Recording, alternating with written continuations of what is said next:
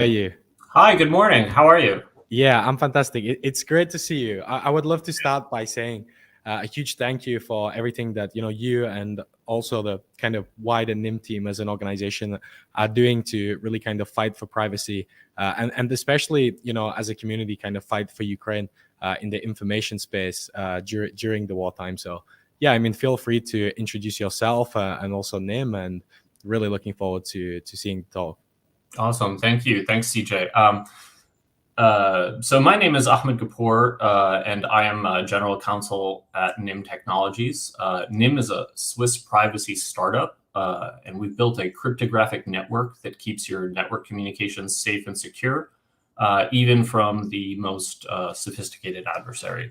And so my slides are up, I think. I want to, of course, thank the conference organizers and Incrypted for inviting me to speak and inviting me to speak about the importance of individual privacy in realizing a transparent society and the importance of cryptography in achieving the individual privacy that's necessary in a digital world. And of course, we'll relate this all back to wartime. But before we sort of move on, I just want to say that it's quite humbling to be speaking to a room full of Ukrainians and people in Ukraine about privacy and transparency in crypto.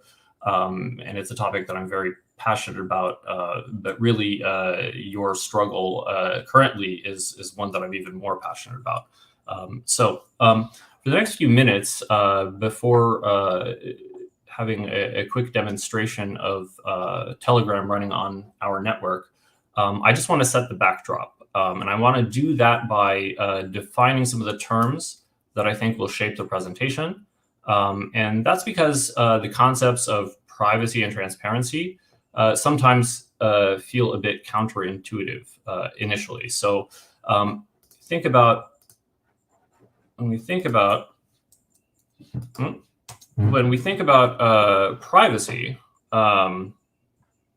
In the individual sense, we typically think about the control of information, the exclusion of others from accessing and controlling your information.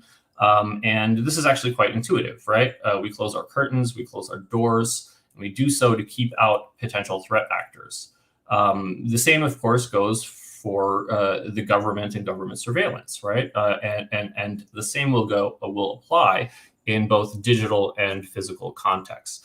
On the other hand, transparency in the organizational sense is typically will signify something that means openness to public scrutiny. And transparency then is often thought of as an antidote to hypocrisy, an antidote to corruption, and a solution in that a solution to corruption actually requires calling out the corruption and exposing it to the public.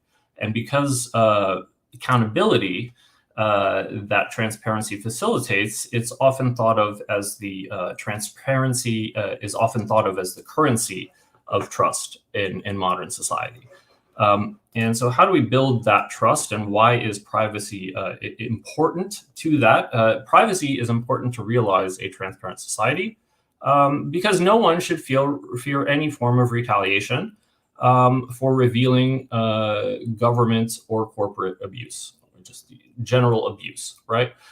No one should fear that retaliation, and a huge part of that retaliation has to do with the ability to track those that are revealing sort of damning information about those in power, governments in power, occupiers, and so on. And I think nothing really symbolizes that more than whistleblowers. And here we have a shot of my colleague, Chelsea Manning. Nothing sort of exemplifies that more than the documentation of police brutality. And privacy facilitates that documentation in a manner that will curb retaliation. And of course, nothing facilitates or exemplifies that more in this context and of particular relevance here in Ukraine than the collection of and documentation of war crimes, right? And so if you are documenting war crimes that are occurring in Ukraine, you will probably want to make sure that you're not going to be traced and hacked and then potentially killed, right? So it is a fact that we do, at least in the United States, we do kill people based on metadata through targeted killing. And without a doubt, I have no doubt that the Russians would and do the same, given the same capabilities.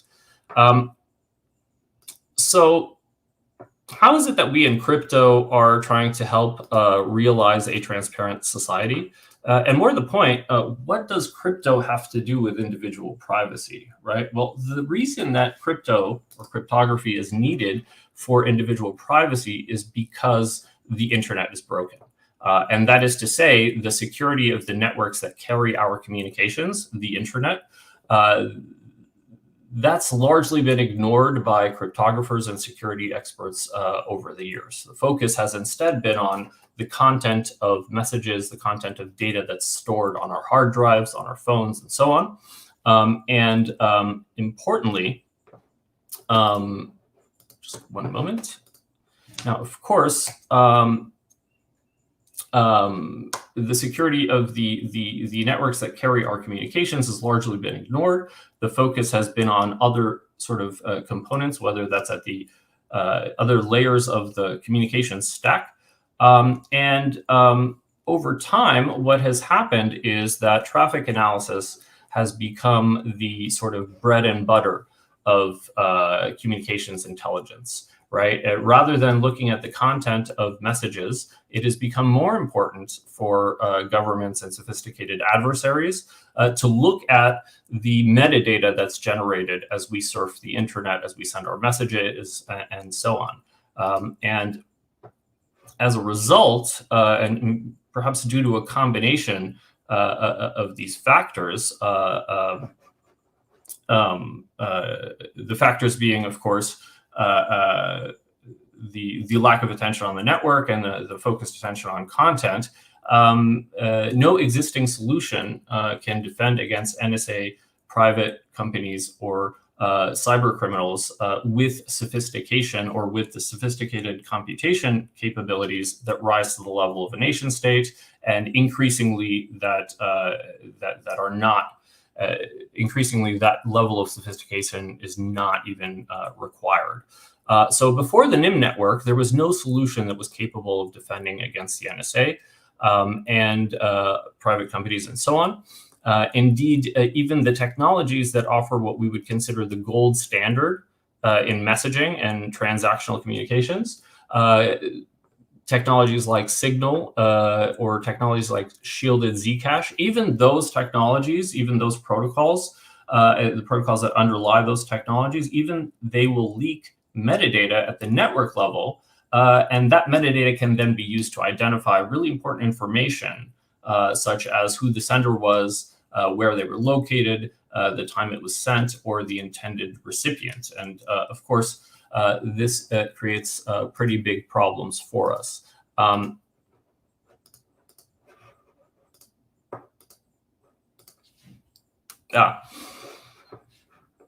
So in general, the greater number of messages that are observed, right, the greater the information that can be inferred. And actually, I should add just one more point here. Metadata or traffic analysis can be performed even when the content of the messages are encrypted, right? So if you're using SSL or any other layers of the communication stack that are protecting you, right, it is probably the fact or probably the case that you're leaking metadata irrespective of using those privacy-preserving technologies. On top of that metadata that's being leaked, of course, governments are collecting or adversaries are collecting that data and running analytics on top of them. They're capable of intercepting communications that are encrypted, running big data on them, and generating potentially very high value intelligence. The slide that I've shown here is basically something that I did up shortly after the Snowden revelations, just to demonstrate how a state might be able to collect information using both means that are means that are jurisdictional, like from their ISPs, the ISPs that are located within the state or upon which they can assert jurisdiction, and also using other mechanisms such as tapping the internet backbone or hacking foreign service providers and so on. The bottom line here is that metadata is everywhere. Every one of these lines that you see going down contain some form of metadata, and even if the communications are, the content of communications and data are encrypted, that metadata typically is not, and that is crucial and essential to intelligence gathering and analysis. Of course, because the greater the number of messages that are collected, or at least because it's the belief that the greater number of messages that are collected generate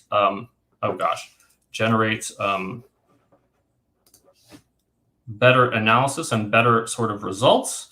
That is why the countries and adversaries are sort of incentivized to collect all the information.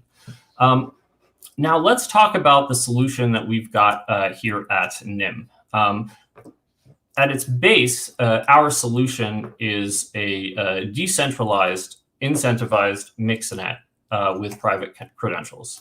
The core of this technology is the NIM mixnet, and the NIM mixnet takes data from ordinary users, mixes it together using encryption to make everything look identical. In doing so, it protects people watching the network, along with the metadata surveillance and any sort of IP tracing that might occur. The NIM network is scalable, it's latency tunable, and it applies to any messaging communication and not just those on decentralized applications and not just those that are financial in nature. Again, our network it does not discriminate in terms of the content of messaging or transactions that are encrypted. Basically, it applies to all messaging traffic, much like the Tor network. And the combination of 4 features in the NIM mixnet make it like no other privacy network known at this time. The first is that traffic that enters the mixed network, the mixnet, is routed through multiple nodes to unlink the origin and destination of the transaction. This is very much like Tor. The second feature is cover traffic. The NIM network provides analysis by adding dummy traffic, it evades analysis by providing dummy traffic in a manner that actually makes it impossible to trace back the origin of communications by using timing or volume correlations. And I'll show that to you just in a moment on a really cool slide. The third feature is timing obfuscation. Packets leaving the network do not match in timing in terms of when compared to packets that enter the network. And then finally, it is horizontally scalable. Unlike blockchains, the mixnet itself can expand to allow for more traffic, just like our World Wide Web. Now, here is a slide that shows a quick comparison with centralized VPNs and a quick comparison with the Tor network, right? And so looking at the first row, we see that VPNs try to solve the problem of traffic analysis by creating a point-to-point tunnel that encrypts the person's personal data and masks your IP address. But the issue with VPNs, of course, is that they are centralized. Centralized VPNs require users to put a great deal of trust into a third party. To do this, to put that trust, knowing full well that even the most reputable and reliable centralized VPN providers can be vulnerable to hacks, exploitation, or government interference, in the form of compelled assistance or subpoena-like legal devices, right? So that's the VPN. For VPN, you're basically moving your trust to a centralized entity, which is the VPN provider, often a provider which you have no real background information and that has pretty opaque type policies and other sort of issues. Now, on the second row, we have the Tor network. The Tor network tries to solve the problem of traffic analysis by sending messages through a number of decentralized nodes, right? So here in Tor, we've got decentralized nodes, the 3 hops, right? And while Tor encrypts user IP information, the protocol itself doesn't hide other metadata that can be discovered by looking at the timing and the volume of the packets leaving the network. Now, just to kind of step back, what do I mean by metadata? I mean data about the data, right? And there is data about the data in the form of, well, what is the timing of these packets coming out of here, right? The timing of these packets, that's metadata, right? And the volume of these packets is also metadata. And because Tor does not obscure that metadata, it is subject to an attack that essentially de-anonymizes the communication by doing correlative analytics between the volume and timing patterns of packets going into the network, packets going out of the network. Of course, you don't have to capture all the packets going in and out of the network, just a small portion of them in order to have significant or mathematically significant capabilities of identifying the source and destination communications, right? And so this renders the Tor protocol vulnerable to adversaries with access to tech and computational resources that, frankly, are no longer the exclusive domain of superpowers like the United States. What I mean by that is that the ability to conduct tracing on the and even sophisticated networks like the Tor network are increasingly being able to be run, or able to be the tracing is able to be run by states that are not as sophisticated as the United States, and even corporations like a Facebook or like a Cisco certainly have enough resources and power to trace communications, and of course Russia. A key actor in this space, right? So let's look at the NIM network on the third row, and I'm very conscious that I have 8 minutes left. But the NIM network mixes traffic through multiple nodes, much like the Tor network.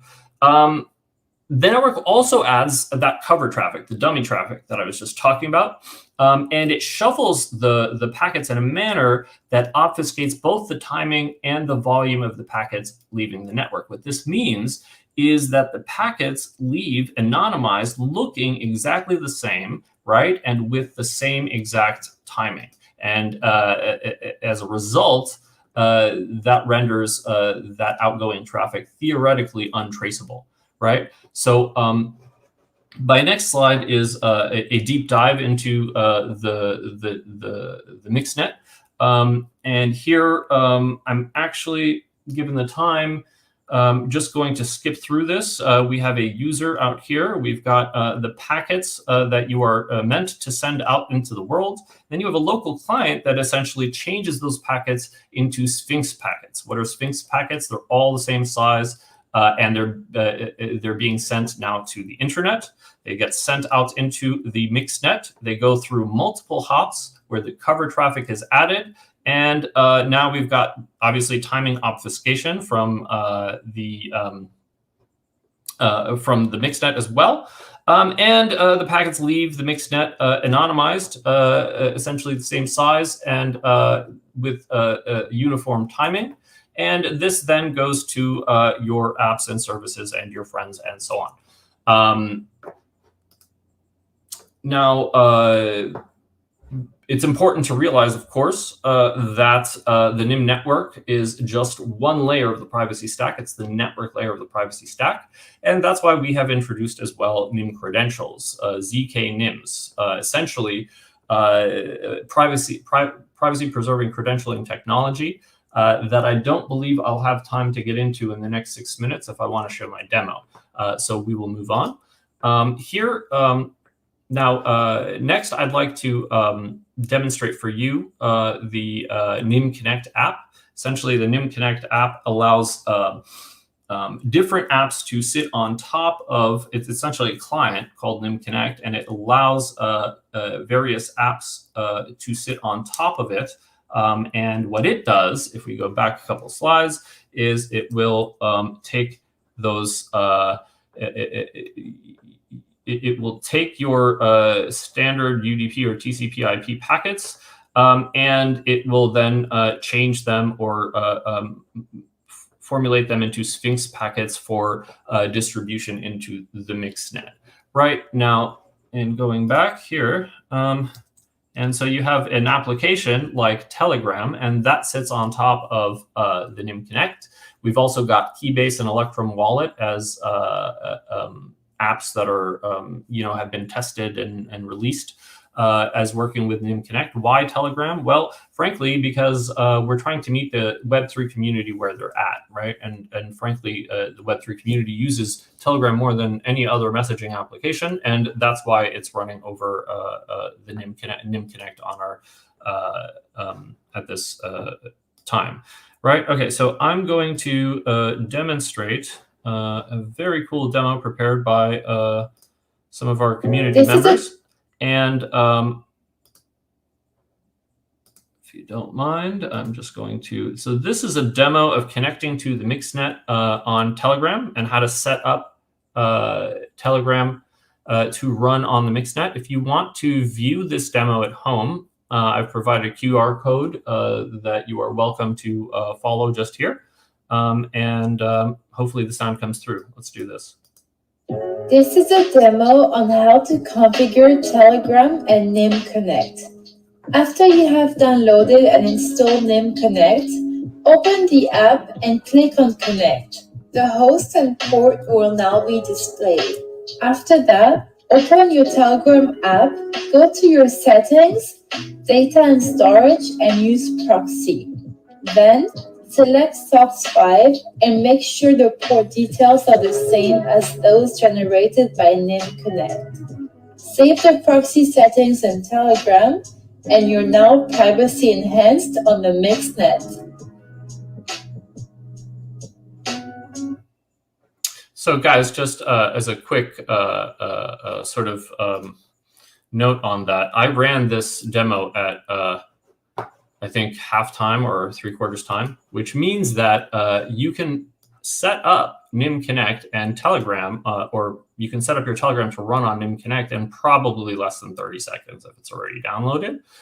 It would be terrific if we got some testers out there at the conference, and frankly, you'll be testing NIM Connect, but at the same time, you'll be evading government surveillance, which, it's a twofer out here, right?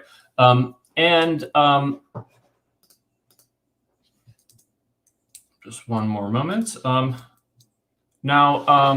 Importantly, again, I want to emphasize that the NIM network is just one layer of the communication stack. It's a very critical layer. It's a very neglected layer historically, but you need to be sure that all other layers of the communication stack are also secure.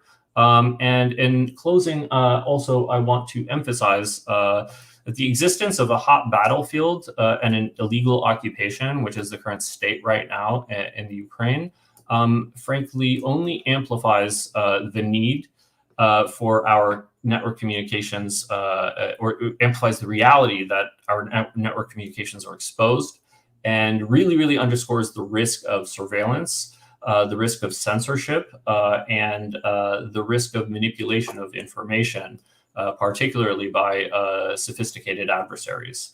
And whether that adversary is an industrial competitor, whether it is a corporation, whether it's a country that holds itself out as being democratic, or the exact opposite, the reality is that we have to protect our network communications in order to exercise or in order to fulfill a transparent society.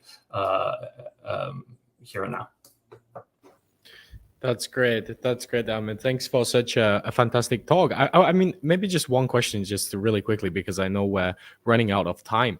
I'm super curious how this kind of stack can be useful when it comes to like documenting war crimes, especially if we consider that like evidence of war crimes being publicly persistent immediately might not be a good thing. Like we've seen, for example, like Russia like realigning their missiles based on social media posts. So I'm curious, does like encryption also play a role in that?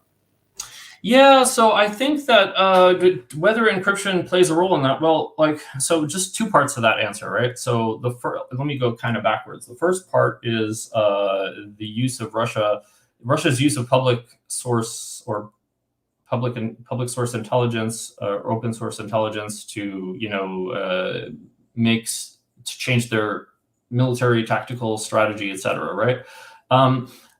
My gut feeling is that those people that are actually putting out that information and where the information is actually aiding the Russians, I'm not entirely sure what their threat model is, like what they are worried about. Right. So let's say I'm going to be the guy that's trying to, disclose information for the oppressor occupier to kill and further the genocide that's happening in Ukraine. Right. OK, well, I've gone ahead and done that. Right. Are we saying that, the existence of privacy preserving technologies are going to help me do that? Well, if that's the case, then the question is, well, what am I worried about right now?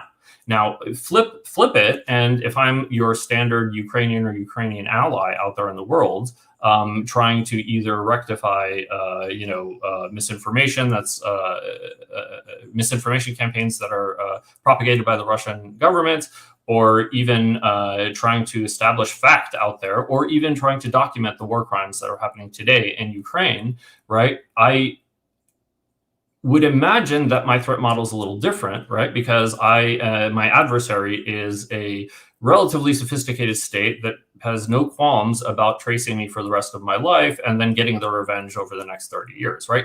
God knows. So you don't want to be in that database if you're the ally of Ukraine that's documenting war crimes, but you have access to that information, you have access to the truth, and so on, right? So what you can do, and this is actually something that we were worked on together in a way, CJ, is we had a project at the Kyiv Tech Summit last year. It was a hackathon project. And the idea was, it was called Anon Drop. And the idea was to run an app on top of the NIM network and using Filecoin, actually IPFS, where NIM provided the anonymity for individuals that wanted to document and upload evidence of war crimes. IPFS provided the sort of permanence of storing that, right? And in the middle, you need this one layer of image provenance, right? Image provenance essentially is what tells you whether or not that image is authentic, whether the person that took that photo took it at the time, staying in the location they were, and so on, right? There are some open source libraries, open source tools. I think Adobe has probably the most prominent one that's used by journalists and others. And I know that, big shout out to